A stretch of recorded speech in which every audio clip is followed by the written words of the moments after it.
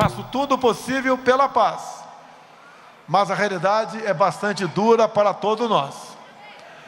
Como se não bastassem esses problemas, nós todos aqui, e não apenas eu, temos problemas internos no Brasil, onde hoje não mais os ladrões de dinheiro do passado. Surgiu uma nova classe de ladrão, que são aqueles que querem roubar a nossa liberdade.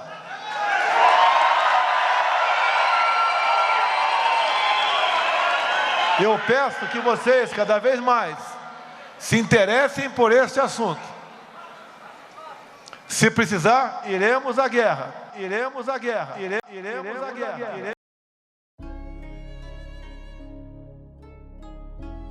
20 millones de personas de las grandes urbes en la pobreza, 11 millones de analfabetos, 682.000 muertes a causa del coronavirus. Estas son algunas de las cifras de Brasil, un país que no deja de ser conocido por su carnaval, por sus playas y sus favelas, en una de las mayores economías de Latinoamérica.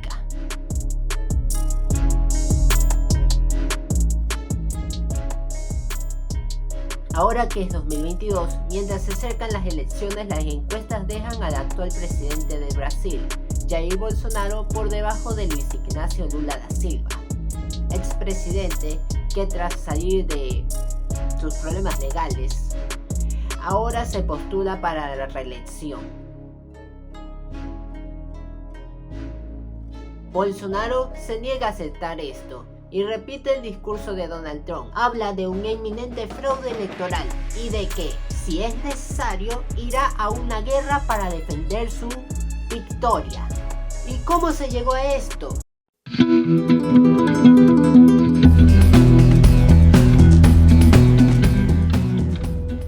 En las elecciones de 2018, Jair Mesías Bolsonaro, qué nombre, en serio, sí queda para un culto a la personalidad, derrotó a Fernando Haddad en segunda vuelta con una diferencia de 11 puntos.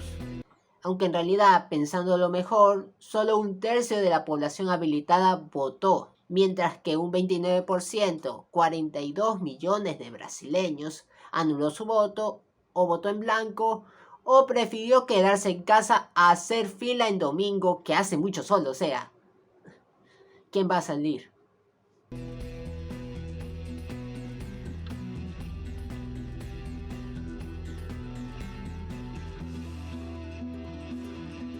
Originalmente el partido de los trabajadores buscaba candidatizar nuevamente a Luis Ignacio Lula da Silva, pero en ese entonces estaba acusado de corrupción en el caso del triplex de Guarujá, caso en el que sería declarado culpable de aceptar sobornos de 1.1 millones de dólares por parte de la constructora OAS a cambio de favorecer sus negocios con la petrolera estatal Petrobras.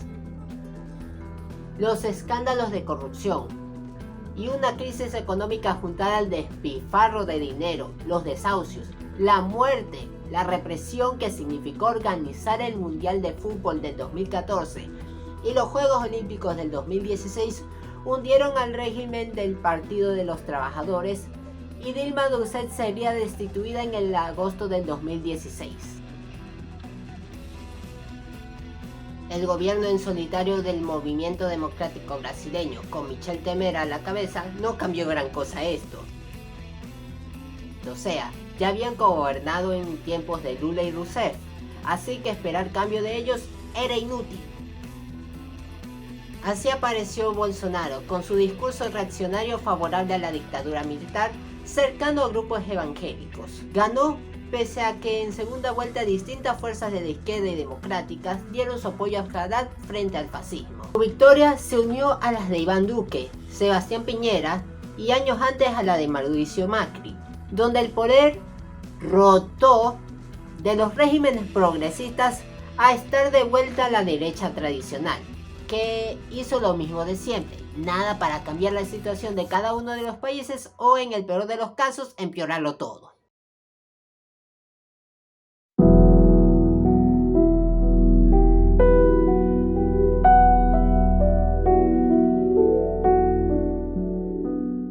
Con Con el año nuevo de 2019, Jair Bolsonaro asumió la presidencia y en ese mismo mes había una emergencia ambiental en el país por los incendios que afectaban a la Amazonía. Pero Bolsonaro, como buen negacionista del cambio climático, teórico de la conspiración, se negó a recibir ayuda. Y, como no le fue suficiente, acusó a las malvadas ONGs de causar los incendios. El saldo: 91.000 incendios hasta septiembre de 2019 se reportaron en todo el Brasil, mientras el gobierno sacó al país del Acuerdo de París, porque al parecer no le bastaba con simplemente ignorarlo como hacen el resto de países. Tardaba en hacer operativos para perseguir crímenes medioambientales y hablaba ante la ONU de su interés en explotar los minerales de la reserva de Yanomami. No me juzguen, no sé portugués. Y Raposa Serra do Sol. Y la situación de la población siguió el mismo camino. Hablaron de que la reforma a las pensiones y los planes de desregularización, eliminando derechos laborales, iban a beneficiar al pueblo, pero la realidad es que se encarecieron las condiciones de vida. Del 11.9% de desempleo del 2019 hemos pasado al 14.4% en 2021 y en mayo la tasa es de 10.5%, lo que puede ser visto como una recuperación, pero al final hemos estado en pandemia en estas fechas. Aunque bueno, para Bolsonaro no paso de eso, que es para luego.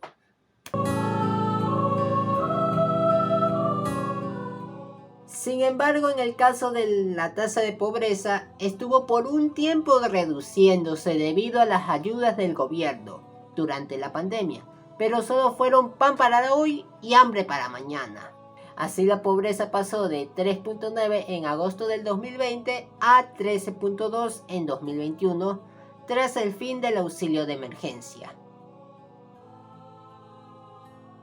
Hoy la pobreza ha llegado al 23.7% de la población en las 22 grandes urbes del país. Y es que aunque haya empleo, esto no significa que alcance para sobrevivir para la mitad de la población empleada, que tiene que sobrevivir con menos de $386 cuando el departamento vale $193 con 10 centavos, es decir, la mitad del salario, y la canasta básica más de $150.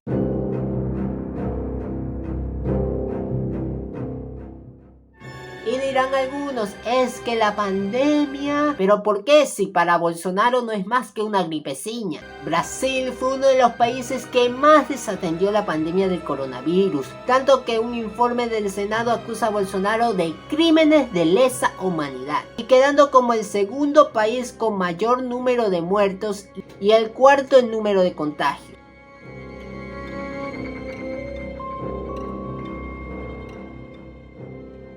Enfocados en el tema de la seguridad, se habla de una baja de criminalidad con una reducción de homicidios de 50.000 en 2018 a 40.000 en 2021. Se trata de 14.000 menos. Pero omite que se lleva bajando esto desde el 2017 durante el régimen de Michel Temer. Así que no exactamente él el gran salvador del Brasil frente a la criminalidad y al narcotráfico.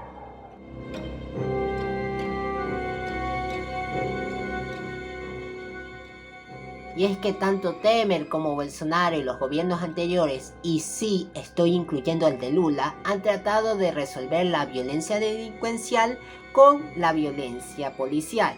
Esto ha significado 6.400 muertes en 2020, culpa de la policía brasileña según las Naciones Unidas, que han puesto especial atención en 69 casos de asesinato y desapariciones forzadas ocurridos entre 1999 y 2020, algo que con un fanático de la dictadura que puso a 7 militares en su gobierno es de esperar.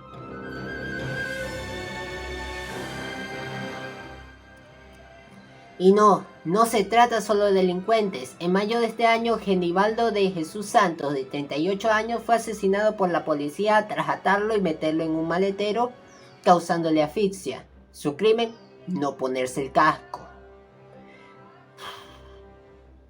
La brutalidad policial es fuertemente influenciada por un racismo que resiste a desaparecer en un país en que la mayoría de las personas son negras. Pero claro, al final es que el 95% de los puestos en altos cargos de las 500 mayores empresas brasileñas son ocupados por gente que se autopercibe como blanca. Si eres blanco eres rico, pero si eres negro eres pobre y encima delincuente. ¿Y qué hay con la educación? Bueno, nada bueno.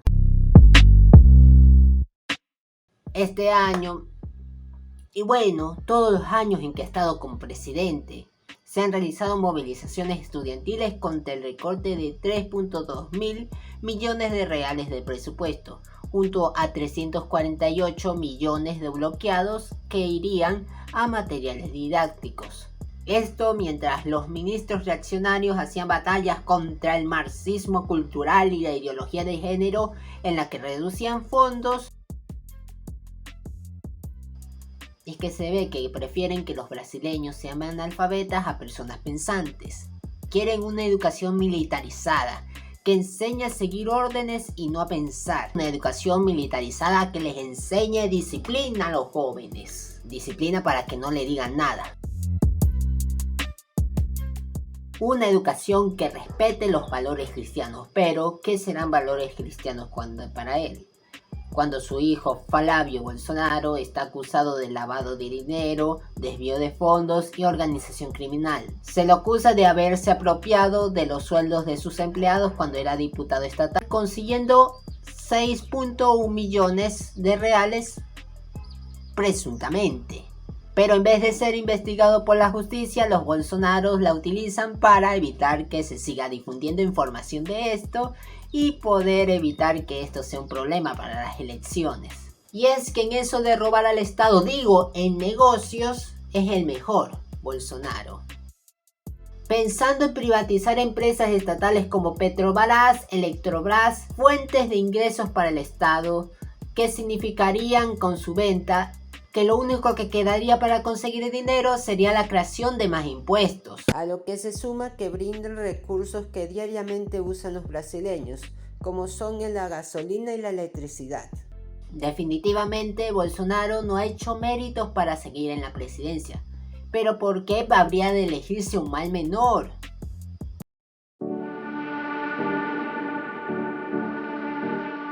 La realidad es que hay muchos más candidatos en Brasil que Lula y Bolsonaro, pero no es que sean muy difundidos como estos dos. Los medios no ayudan en nada a cambiar esta marginación de ciertas candidaturas. En vez solo llaman a cierto grupo de candidatos, blancos por cierto, a los debates y olvidan candidaturas como las de Leo Pericles por Unidad Popular por el Socialismo. Um falso padre nazista pode falar, grande empresário muito rico pode falar, presidente fascista que está nesse país matando gente pode falar, e preto morador de periferia representando o povo pobre e trabalhador não pode falar num debate, e ainda vem repressão, vai pedir o povo pobre de falar. Esse é o Brasil que nós estamos vivendo. Y algunos dirán que es porque son las candidaturas más sólidas y con mayores posibilidades de ganar. Y sí, podrán tener algo de razón, pero esto no significa que no haya racismo. Al contrario, mucho peor, indica que el racismo está tan asimilado en la sociedad brasileña que ya es normal que los blancos gobiernen un país con tantos negros, siéndoles a estos difícil competir con toda la maquinaria electoral pagada por los grandes partidos.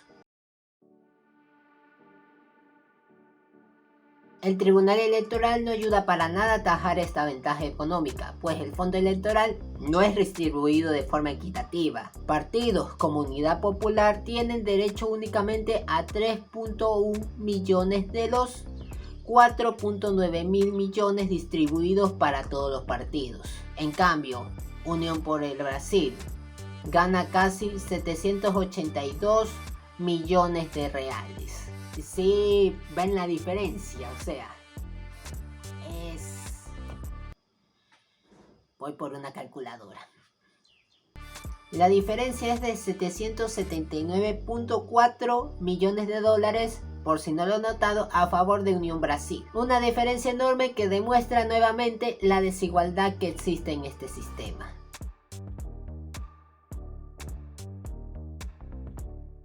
También está ese fastidioso discurso del voto útil, que en segunda vuelta podría ser más o menos lógico cuando hay solo 2 candidatos y consideras que el otro para nada favorece al país, pero en primera vuelta no es más que una forma de hacer que la cancha esté más inclinada a favor de candidatos ya conocidos, que ya robaron y que no representan nada para un cambio en el país. Aquí en Ecuador se afirmaba que Lasso y Arauz eran las 2 únicas opciones viables, pero al final casi Lasso perdía su oportunidad de ser presidente por Yacu Pérez, el candidato de Unidad Popular y Pachacutic. Pero bueno, regresemos a Brasil, o mejor sigamos en Ecuador, pues lo sucedido aquí fue una muestra de lo falso que es ese discurso, de los que ven imposible que algún candidato alterno lo supere antes de que siquiera lleguen los votos a las urnas, alentados por encuestas que hoy en día han sido fuertemente cuestionadas al fracasar varias veces en sus predicciones.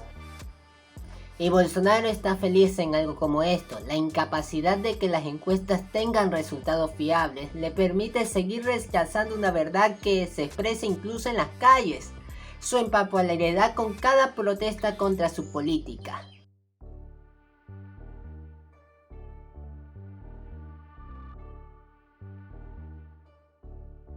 Hasta ha llegado a hablar de un posible fraude en su contra, afirmando que no va a aceptar los resultados en un país y hasta piensa en un golpe de estado. Iremos à guerra. Una amenaza al estilo de Donald Trump, pero dada por un ex militar que glorifica la dictadura en un país que ha vivido en dictadura, donde los militares ya han secuestrado el poder y derramado sangre, suspendido la democracia, y encima con empresarios que dan apoyo a este plan para proteger sus negocios. Y aunque sí, la democracia burguesa tiene sus problemas, lo que él plantea hacer es terrible, perjudicial para los pueblos. La última dictadura del Brasil provocó la muerte de más de 400 personas y miles más fueron torturados. Violaciones a derechos humanos que Tortunaro felicita. Una mejor democracia es posible, pero esta no existirá con la derecha y las demás cartas del establishment, que solo quieren al pueblo para las urnas y luego explotarlos. Y cuando ya resulte insostenible todo esto, traen a los militares para poner orden. Sí, muy posiblemente gane Lula, o Bolsonaro se implante como dictador. Pero los pueblos siguen luchando por sus derechos en las calles, en las urnas y con todas las herramientas que existan para transformar la sociedad.